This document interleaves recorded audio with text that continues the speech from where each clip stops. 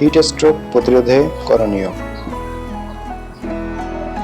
দিনের বেলায় বাইরে কম বের হওয়ার চেষ্টা করুন। রোদ এড়িয়ে চলুন। বাইরে বের হলে সঙ্গে ছাতা রাখুন। হালকা রঙের ঢিলেঢালা সুতি পোশাক পরুন। প্রচুর পরিমাণে পানি পান করুন। সহজে হজম হয় এমন সহজপাচ্য খাবার খান, বাসি বা খোলা খাবার খাবেন না। দিনের বেলায় একটানা শারীরিক পরিশ্রম করবেন না। সম্ভব হলে একাধিকবার পানির ঝাপটা দিন বা গোসল করুন। প্রস্রাবের রং হলুদ হলে পানি পানের পরিমাণ বাড়িয়ে দিন। ঘরের পরিবেশ যেন অতিরিক্ত গরম বা